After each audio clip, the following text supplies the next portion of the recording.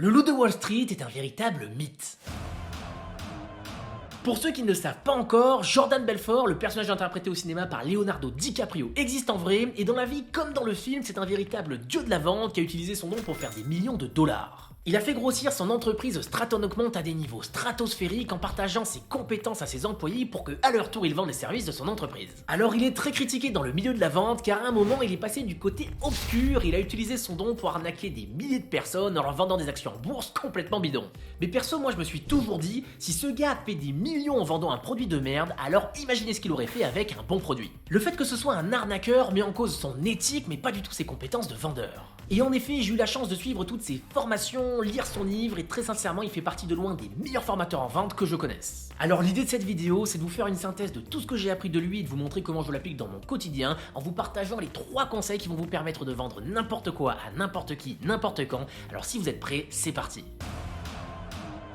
Premièrement, le premier conseil qui revient très souvent chez Jordan Belfort, c'est que vous devez avoir une confiance absolue en vous et en votre produit. Avant de nous expliquer des techniques concrètes comme comment traiter les objections ou encore comment conclure une vente, Jordan Belfort nous explique qu'avant d'apprendre des techniques psychologiques pour influencer le cerveau de nos prospects, vous devez commencer par faire le ménage dans votre cerveau. Pour faire simple, vous devez d'abord travailler sur vos croyances et sur votre confiance en vous et en votre produit. L'idée, c'est que vous avez beau être le meilleur vendeur du monde, si au moment de la vente vous n'êtes pas dans un état de confiance absolue et que vous doutez de vous ou de ce que vous vendez, alors ça ne fonctionnera pas. Comprenez bien que la vente ce n'est ni plus ni moins qu'un transfert d'émotions. Si vous ressentez de l'incertitude dans vous ou en votre produit, alors le prospect en face va ressentir cette incertitude et ça ne l'encouragera certainement pas à acheter. Ainsi, avant de partir au combat et de rencontrer vos prospects, vous devez d'abord travailler sur vous. Commencez déjà par briser toutes vos croyances limitantes. Vous avez peut-être des croyances sur vous et vous pensez que vous n'avez pas suffisamment de charisme, que votre voix n'est pas assez grave ou encore que vous n'êtes pas suffisamment beau gosse pour séduire vos consommateurs. Ou alors vous avez peut-être des croyances sur la vente et vous pensez que vendre c'est forcément une arnaque.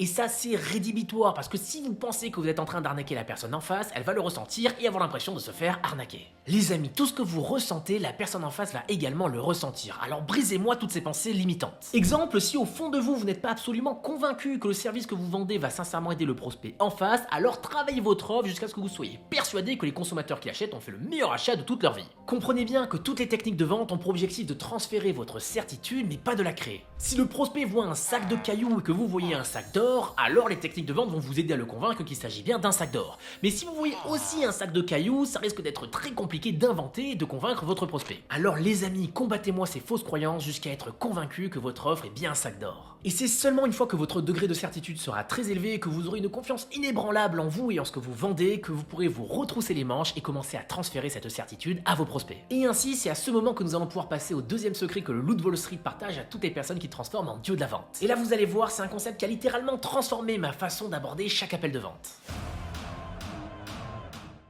Jordan Belfort dit tout simplement ceci. Toutes les ventes se déroulent exactement de la même façon. Donc c'est très facile d'anticiper les moindres faits et gestes de votre prospect et d'avoir constamment une longueur d'avance sur lui. La première fois que j'ai entendu Jordan Belfort nous expliquer que toutes les ventes étaient les mêmes, j'avoue que j'ai un petit peu bugué. À l'époque, je faisais entre 10 et 20 appels de vente par semaine et j'avais l'impression qu'il n'y avait pas deux calls qui se ressemblaient. Chaque prospect me sortait une objection différente, certains posaient des questions, d'autres pas, ou encore certains essayaient de prendre le contrôle de l'appel alors que d'autres écoutaient passivement ce que je leur racontais. Alors j'étais très curieux de voir comment il allait me prouver que toutes les ventes étaient identiques et qu'on pouvait tout anticiper. Et c'est à ce moment que Jordan Belfort a sorti son concept phare qui a littéralement changé ma vie, la straight line ou ligne droite en français. Toutes les ventes sont exactement les mêmes car elles commencent toutes à un point A qui représente le début de l'appel et elles se terminent toutes à un point B qui représente le moment où vous parvenez à conclure la vente. Et comme dans chaque vente, le problème c'est que les prospects vont tenter de s'échapper de cette ligne en formulant des objections et vous, votre objectif, ça va être de les contrer pour les remettre systématiquement sur la straight line. Je suis littéralement tombé amoureux de cette technique. Depuis ce moment, chaque fois que je suis dans un appel avec un prospect, je me visualise cette ligne dans ma tête et c'est génial parce que je sais systématiquement ce que je dois faire et je ne me sens jamais décontenancé. Je visualise exactement les moments où le prospect essaye de s'échapper de la ligne et donc je sais à quel moment je dois intervenir pour le remettre sur la straight line et s'il ne formule pas d'objection, eh bien je sais ce que j'ai à faire pour le faire progresser vers la vente. Concrètement, pour le faire avancer, c'est très simple, il y a 3 phrases que vous devez absolument respecter. Premièrement, vous devez immédiatement prendre le contrôle de l'appel. Jordan Belfort explique que les 4 premières secondes de l'échange sont déterminantes parce que c'est à ce moment que le prospect va se faire cette première image de vous et si elle est mauvaise, ça va être très compliqué de conclure la vente. Ainsi, dans les premières secondes, vous devez lui montrer que vous méritez d'être écouté, alors soyez enthousiaste, prenez le contrôle de l'appel et montrez-lui dans votre attitude que vous êtes sincèrement là pour l'aider. Il comprendra alors que vous n'êtes pas là pour lui faire perdre son temps, que vous allez aller à l'essentiel et donc il commencera à progresser sur la straight line. Ensuite, deuxièmement, pour continuer à le faire progresser sur la straight line, vous allez devoir collecter des informations en comprenant comment lui vendre un stylo. Vendez-moi ce stylo est devenu l'une des phrases les plus célèbres du loup de Wall Street, mais peu de personnes en ont vraiment compris le sens. Vendez-moi ce stylo. En fait, Jordan Belfort posait cette question à ses nouvelles recrues pour les tester. Et l'objectif, c'était de voir si la recrue se concentrait uniquement sur le stylo et partait dans un baratin en expliquant que le stylo était magnifique et qu'il irait comme un gant à l'acheteur. Non, pour réussir ce test, Jordan espérait que la recrue se détache du stylo et qu'elle regarde uniquement la personne en face en lui posant des questions pour comprendre dans quelle mesure ce stylo pourrait l'intéresser. Les amis, n'oubliez jamais que si nous avons 2 oreilles et une seule bouche, c'est pour écouter plus et parler moins. Ainsi, pour faire avancer votre prospect, vous devez lui poser des questions pour comprendre quelle est sa situation actuelle, quels sont ses objectifs et quels sont les obstacles qui l'empêchent de les atteindre. Chacune de ces réponses vont lui permettre de faire un bout de chemin sur la straight line. L'idée des questions que vous allez lui poser, c'est de mettre en évidence que sa situation actuelle ne lui convient plus et qu'il a besoin de vous pour atteindre ses objectifs. Et si vous utilisez les bonnes intonations et que vous vous intéressez sincèrement à lui, normalement c'est le prospect lui-même qui va vous envoyer vers la 3e phase de la straight line et il va vous demander concrètement comment vous allez pouvoir l'aider et alors vous allez pouvoir faire pour la première fois une présentation de votre offre. Et là, attention, dans un premier temps, vous allez simplement présenter les bénéfices de votre offre et c'est dans un deuxième temps, s'il est convaincu, que vous allez lui expliquer concrètement comment ça marche et comment il peut passer à l'achat. Et à ce stade, 2 options. Soit le prospect est convaincu et il va terminer le chemin en achetant, soit comme dans la majorité des cas, il va essayer de s'échapper de la straight line en formulant sa première objection. Il va vous dire qu'il doit réfléchir, en parler à sa femme ou tout simplement vous expliquer que ça n'intéresse pas. C'est à ce moment que la majorité des vendeurs pensent que la vente est finie. Sauf que pour Jordan Belfort, au contraire, c'est à ce moment que la vente commence. Selon lui, la vente commence au premier non. Car c'est à ce moment, à la première objection, qu'on va voir ce que vous avez dans le ventre et de quoi vous êtes capable. Et pour comprendre comment systématiquement remettre le prospect sur la straight line, nous allons pouvoir passer au 3e conseil du loup de Wall Street et comprendre comment garder le contrôle de la vente et traiter n'importe quelle objection.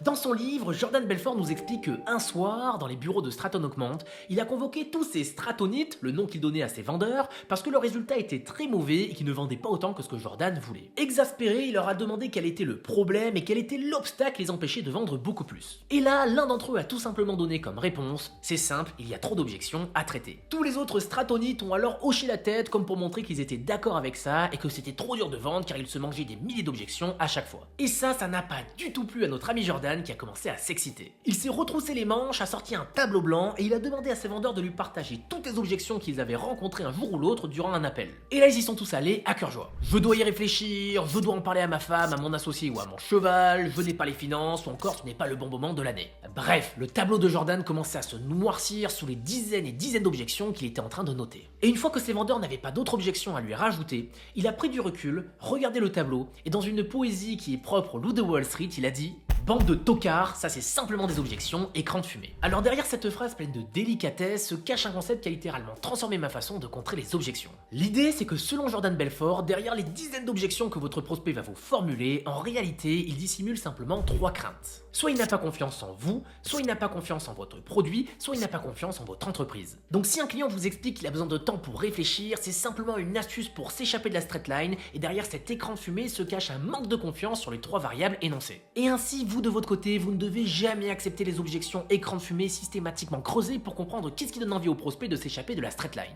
Et l'idée pour ça, c'est d'apprendre à faire des boucles. Imaginons qu'après avoir présenté votre service, un prospect vous dit: bien, envoyez-moi un email avec une présentation détaillée, je vais y réfléchir. Bam! Ça c'est une objection, écran de fumée. Le prospect veut juste s'échapper de la straight line sans acheter. Et rappelez-vous, il est interdit de laisser échapper un prospect si vous ne connaissez pas sa véritable objection. Ainsi, pour faire une boucle et le remettre sur la ligne, vous pouvez dire: ok John, je peux vous envoyer un email. Mais honnêtement, qu'est-ce que vous pensez de mon offre? Est-ce que l'idée vous plaît?